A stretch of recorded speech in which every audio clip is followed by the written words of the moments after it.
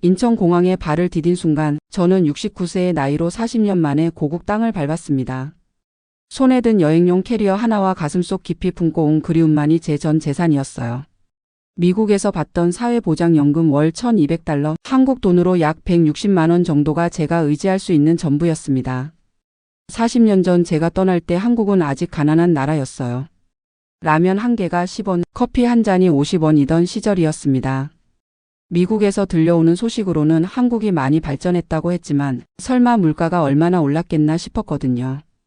공항에서 나와 첫 번째로 마주한 것은 택시비였습니다. 아저씨, 서울 종로까지 얼마나 나와요? 지금 시간대면 4만 원 정도 나올 거예요. 4만 원이라고요? 미국에서도 택시는 비싸다고 생각했는데 한국 택시비가 $30나 된다니요. 어쩔 수 없이 공항 버스를 타기로 했습니다. 버스표 하나 주세요. 15,000원입니다. 15,000원이요? 40년 전에는 버스비가 15원이었는데 이제는 1,000배가 올랐다는 말인가요? 버스에 앉아 창밖을 바라보며 생각에 잠겼습니다. 물가가 이 정도로 올랐다면 제가 가져온 160만 원으로 과연 한 달을 버틸 수 있을까요? 미국에서는 그럭저럭 생활할 수 있는 돈이었는데 한국에서는 어떨지 걱정이 앞섰어요. 1983년 저는 29의 나이로 미국 땅을 밟았습니다. 그때 한국은 전두환 정권 시절이었고 민주화의 바람이 거세게 불고 있던 때였어요. 아버지의 작은 공장은 경제난으로 문을 닫았고 가족들을 먹여 살리기 위해서는 다른 길을 찾아야 했습니다. 미국 이민을 결심한 것은 사실 우연한 계기였어요. 동네 형님 한 분이 먼저 미국에 나가서 자리를 잡고 저를 초청해 주셨거든요. 영씨가 여기 와서 몇 년만 고생하면 고국에 금이 환향할 수 있어. 그 말을 믿고 떠났던 길이었는데 몇 년이 10년이 되고 10년이 20년이 되고 어느새 40년이라는 긴 세월이 흘러버렸습니다. 처음 미국에 도착했을 때 제가 가진 것은 몸뚱이 하나와 배울 준비가 된 마음뿐이었어요. 영어는 한마디도 할 줄 몰랐고 기술도 없었습니다. 하지만 한국 사람 특유의 끈기와 성실함으로 하나씩 배워나갔어요. 처음 5년은 한국 식당에서 설거지를 했습니다. 하루 12시간씩 일하며 받는 월급은 $800였어요. 그 돈으로 월세 $300짜리 지하 방을 얻어 살며 나머지는 모두 고국의 가족들에게 보냈습니다. 어머니께서 병원비가 필요하시다고 하면 $200, 동생이 결혼한다고 하면 $500, 조카가 대학에 간다고 하면 $300씩 붙였어요. 그렇게 10년을 보내고 나서야 제대로 된 직장을 구할 수 있었습니다. 한국계 건설회사에서 현장 관리 일을 시작했는데 영어도 어느 정도 늘고 미국 사정도 알게 되니까 일이 재미있어졌어요. 월급도 $2,000로 올랐고 처음으로 제 앞날에 대한 희망을 품을 수 있었습니다. 그 무렵 한국에서 온 편지 한 통이 제 인생을 바꿔놓았어요. 소개팅으로 만난 여자분과 결혼하게 되었는데 그분도 저처럼 혼자 미국에 나와 힘들게 살고 있던 간호사였습니다. 우리 둘이 힘을 합치면 더 나은 삶을 살 수 있을 거예요. 그렇게 시작된 결혼 생활이었지만 서로를 의지하며 살아가는 동안 진짜 사랑이 생겨났어요. 아내와 함께 작은 아파트로 이사를 하고 둘이서 열심히 일해서 모은 돈으로 작은 한국 식당을 차렸습니다. 고향집이라는 이름의 그 식당은 저희 부부에게는 꿈의 공간이었어요. 새벽 5시에 일어나 장을 보고 밤 10시까지 손님들을 맞이하는 일상이 힘들긴 했지만 매달 조금씩 늘어가는 통장 잔고를 보면 행복했습니다. 식당을 운영한 지 15년이 지나자 저희는 드디어 작은 집을 살 수 있었어요. 로스앤젤레스 외곽의 3베드룸 주택이었는데 그 집의 열쇠를 받던 날을 지금도 잊을 수 없습니다. 여보, 우리도 이제 진짜 미국 사람이 된 것 같아요. 아내가 눈물을 흘리며 한 말이었어요. 하지만 행복한 시간은 길지 않았습니다. 아내가 유방암 판정을 받은 것이 2010년이었어요. 그때부터 저희 인생은 완전히 달라졌습니다. 병원비와 치료비로 그동안 모아둔 돈이 순식간에 바닥났고 식당 운영도 제대로 할 수 없게 되었어요. 아내는 3년간의 투병 끝에 하늘나라로 떠났습니다. 그 3년 동안 저는 아내를 돌보느라 식당도 팔았고 집도 은행에 빼앗겼어요. 장례를 치르고 나니 남은 건 빚더미뿐이었습니다. 홀로 남겨진 저는 다시 남의 식당에서 일을 시작했어요. 하지만 60이 넘은 나이에 하루 종일 서서 일하는 것은 너무 힘들었습니다. 무릎도 아프고 허리도 아팠지만 생계를 위해서는 어쩔 수 없었어요. 그렇게 몇 년을 버티다가 65세가 되어 사회보장연금을 받기 시작했습니다. 월 $1,200, 미국에서는 넉넉하지 않지만 그럭저럭 살 수 있는 돈이었어요. 하지만 혼자 사는 외로움은 돈으로 해결할 수 없었습니다. 매일 밤 아내 사진을 보며 혼자 저녁을 먹다 보니 문득 고국에 대한 그리움이 밀려왔어요. 이제 나이도 많은데 고향에 가서 남은 생을 보내는 게 어떨까? 그런 생각이 들기 시작했습니다. 한국에 있는 조카에게 연락을 해봤어요. 삼촌, 한국 많이 변했어요. 물가는 좀 올랐지만 삼촌 연금으로도 충분히 사실 수 있을 거예요. 조카의 말에 용기를 얻어 귀국을 결심했습니다. 2023년 9월 마침내 한국행 비행기에 몸을 맡겼어요. 40년 만의 귀국이었습니다. 가슴이 두근거리고 설렜지만 한편으로는 많이 변했을 고국 모습에 대한 두려움도 있었어요. 인천공항에서 종로까지 가는 길에 본 서울의 모습은 정말 놀라웠습니다. 40년 전에는 없던 높은 빌딩들이 하늘을 찌르듯 솟아있고 도로는 넓어졌고 자동차들도 훨씬 좋아졌어요. 정말 한국이 이렇게 발전했구나. 감탄하며 창밖을 바라봤습니다. 종로에 도착해서 찾은 첫 번째 숙소는 고시원이었어요. 하루에 얼마예요? 3만 원입니다. 3만 원이요? 미국에서는 모텔 하룻밤이 $50 정도 하니까 비슷하다고 생각했는데 일주일 머물다 보니 21만 원이 나갔어요. 이런 식으로는 한 달에 90만 원이 숙박비로만 나간다는 계산이었습니다. 월세방을 구해야겠다. 그렇게 생각하고 부동산에 갔어요. 할아버지, 이 동네에서 원룸 보증금 없이 구하시면 월세가 60만 원 정도 해요. 60만 원이요? 40년 전에는 전세금이 100만 원이면 꽤 좋은 집을 구할 수 있었는데 이제는 월세만 60만 원이라니요. 그래도 어쩔 수 없이 월세 55만 원짜리 원룸을 구했습니다. 방 크기는 6평 정도였는데 미국에서 살던 집과 비교하면 참고만 했어요. 하지만 제 처지에는 그것도 감사했습니다. 이제 진짜 한국 생활이 시작되었어요.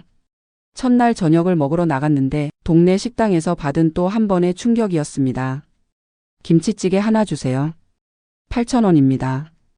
8,000원이요?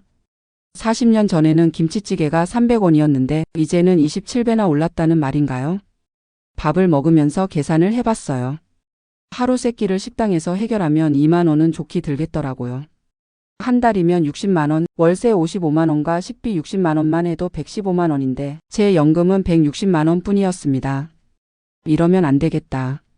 그 길로 마트에 가서 장을 봤어요. 쌀 10kg이 3만 원, 계란 30개들이가 6천 원, 김치 1kg이 8천 원이었습니다. 40년 전 가격과 비교해보니 대부분 20배에서 30배 정도 올라 있었어요. 그나마 다행인 것은 전자제품들이었습니다. 40년 전에는 꿈도 못 꾸던 컬러 텔레비전이 20만 원에 살 수 있고 냉장고도 30만 원이면 되더라고요. 상대적으로는 전자제품이 훨씬 저렴해진 셈이었어요. 하지만 문제는 생활 필수품들이었습니다. 치약 하나가 3,000원, 비누 하나가 2,000원, 화장지 11홀이 8,000원이었어요. 이런 것들을 하나씩 계산해 보니 한 달 생활비가 만만치 않았습니다. 가장 충격적인 것은 의료비였어요. 미국에 있을 때부터 고혈압 약을 먹고 있었는데 한국에서 병원에 가보니 진료비가 1만 5천 원, 약값이 2만 원이나 나왔습니다. 미국에서는 보험이 있어서 거의 돈을 안 냈는데 한국에서는 이런 비용이 든다는 걸 몰랐어요. 조카에게 전화를 걸어 하소연했습니다. 조카야, 한국 물가가 이렇게 비싼 줄 몰랐어. 삼촌 연금으로는 도저히 살 수가 없겠다. 삼촌 기초연금이라는 게 있어요. 신청해 보세요. 기초연금 신청을 하러 동사무소에 갔어요. 할아버지 해외 거주 기간이 너무 길어서 기초연금 대상자가 안 됩니다. 그럼 어떻게 해야 하나요? 기초생활수급자 신청을 해보세요. 기초생활수급자라니 미국에서 40년 동안 열심히 일했는데 한국에 와서 수급자가 되어야 한다는 말인가요? 자존심이 상했지만 현실적으로 다른 방법이 없었어요. 서류를 준비해서 신청했는데 소득이 너무 많다는 이유로 탈락했습니다. 월 160만 원이 소득이 많다니 한국 생활비로는 빠듯한데 말이에요. 한 달이 지나고 두 달이 지나면서 저축한 돈이 바닥나기 시작했어요. 미국에서 가져온 비상금 3,000달러도 환전해서 썼는데 그것도 금세 떨어졌습니다. 이대로는 안 되겠다. 일자리를 구해야겠다고 생각했어요. 69세의 나이에 일자리를 구하는 것이 쉬울 리 없었습니다. 하지만 포기할 수는 없었어요. 동네 마트에 가서 물어봤더니 할아버지 연세로는 어려워요라는 대답만 돌아왔습니다. 그러던 중 아파트 게시판에서 택배 정리 아르바이트 모집 공고를 봤어요. 경험 무관 성실한 분이라고 되어 있더라고요. 용기를 내서 전화를 걸어봤습니다. 할아버지 나이가 좀 많으시긴 한데 일단 한번 나와보세요. 택배 정리 일은 생각보다 힘들었어요. 하루 4시간씩 주 5일 일하는 조건이었는데 시급이 9,860원이었습니다. 한 달 일하면 대략 40만 원 정도 벌 수 있었어요. 적은 돈이지만 없는 것보다는 나았습니다. 하지만 일을 시작한 지 한 달 만에 문제가 생겼어요. 무거운 택배 상자들을 옮기다가 허리를 다친 것입니다. 병원에 가니 디스크라고 하더라고요. 치료비만 30만 원이 나왔는데 한 달 벌어서 받은 돈이 40만 원인데 치료비가 30만 원이니 말이 안 되었어요. 결국 일을 그만둘 수밖에 없었습니다. 허리 아픈 몸으로 할 수 있는 일이 없었거든요. 다시 연금 160만 원으로만 살아야 하는 상황이 되었어요. 생활비를 줄이기 위해 온갖 방법을 다 써봤습니다. 하루 두 끼만 먹기, 전기 아껴 쓰기, 대중교통 대신 걸어 다니기. 그래도 한 달에 150만 원은 들어갔어요. 가장 힘든 것은 외로움이었습니다. 미국에서는 그래도 한인교회에 나가면 아는 사람들이 있었는데 한국에서는 아무도 모르니까 하루 종일 혼자 있어야 했어요. 말상대가 없어서 혼자 중얼거리는 일이 많아졌습니다. 그러던 어느 날 동네 경로당에서 어르신들이 모여서 이야기하는 모습을 봤어요. 저도 들어가서 친구를 만들어 볼까? 그런 생각이 들었습니다. 처음 경로당에 갔을 때는 어색했어요. 새로 이사 온 분이시네요. 네, 미국에서 살다가 왔습니다. 아이고, 미국에서 사셨어요?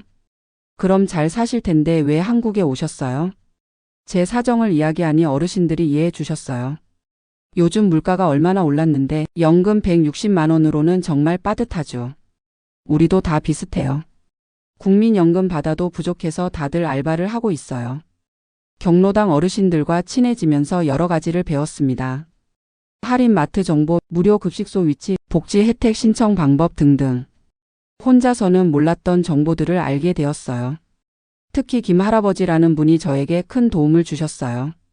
영식이 형님 영어 잘하시잖아요. 우리 동네 문화센터에서 영어 봉사 교사를 구한다는데 한번 해보세요. 제가 영어를 가르칠 수 있을까요? 물론이죠. 미국에서 40년 사신 분이 못할 게 뭐 있어요? 문화센터에 가서 상담을 받아봤어요. 시니어 영어 강좌 보조 교사였는데 월 30만 원의 수당을 준다고 했습니다. 적은 돈이지만 저에게는 소중한 수입이었어요. 영어를 가르치기 시작하면서 제 삶에 활력이 생겼습니다. 학생들은 대부분 60대, 70대 어르신들이었는데 열심히 배우려는 모습이 보기 좋았어요. 선생님, 손자가 미국에 있는데 영어로 편지를 쓰고 싶어요. 선생님, 해외여행 가서 영어로 주문하고 싶어요. 이분들의 배움에 대한 열정을 보면서 저 자신도 자극을 받았습니다.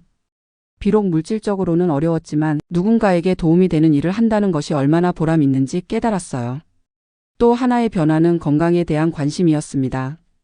의료비가 부담스러워서 운동을 시작했는데 매일 아침 동네 공원에서 1시간씩 걸었어요. 처음에는 허리가 아파서 힘들었지만 점점 좋아지더라고요.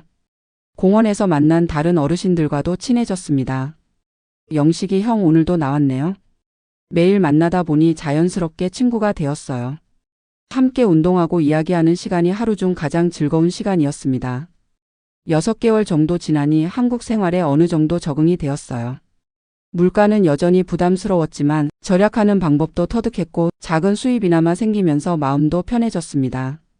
가장 큰 변화는 마음가짐이었어요. 처음에는 미국에서 40년 동안 열심히 살았는데 이게 뭐야 라는 원망이 있었는데 지금은 그래도 건강하게 고국에서 살 수 있어서 감사하다는 생각이 들어요. 물론 아직도 어려운 점들이 있습니다. 겨울철 난방비가 15만 원씩 나올 때는 정말 놀랐고 병원비도 여전히 부담스러워요. 하지만 이제는 이런 것들을 받아들일 수 있는 마음의 여유가 생겼습니다. 요즘은 새로운 계획도 세우고 있어요. 영어 교육 경험을 살려서 온라인으로 영어를 가르치는 방법을 배우고 있거든요. 조카가 유튜브라는 걸 알려줘서 한번 해보려고 해요. 미국 할아버지의 살아있는 영어라는 제목으로 말이에요. 돌이켜보면 한국에 온 지 1년이 되어 가는데 처음의 충격과 당황은 이제 추억이 되었습니다. 물가 변화에 놀라고 적응하기 힘들었지만 그 과정에서 새로운 사람들을 만나고 새로운 일을 시작할 수 있었어요. 40년 전 제가 떠날 때의 한국과 지금의 한국은 정말 다른 나라 같습니다. 하지만 사람들의 정과 따뜻함은 여전하더라고요. 경로당 어르신들이 저를 따뜻하게 받아주시고 문화센터 학생들이 고마워해 주시는 모습을 보면서 제가 한국 사람이라는 것이 자랑스럽습니다. 지금도 가끔 미국이 그리울 때가 있어요. 특히 아내와 함께 살던 집 앞 정원의 장미꽃이 생각날 때면 눈물이 나기도 해요. 하지만 이제는 한국이 제 마지막 보금자리라는 것을 받아들였습니다. 남은 인생을 의미 있게 보내고 싶어요.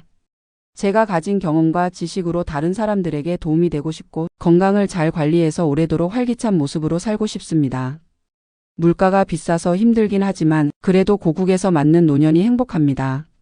매일 아침 일어나서 오늘도 감사한 하루라고 중얼거리며 하루를 시작해요. 그리고 저녁에는 내일도 건강하게라고 기도하며 잠자리에 듭니다. 이것이 69세 늙은이가 40년 만에 고국에 돌아와서 경험한 물가 변화와 적응기입니다.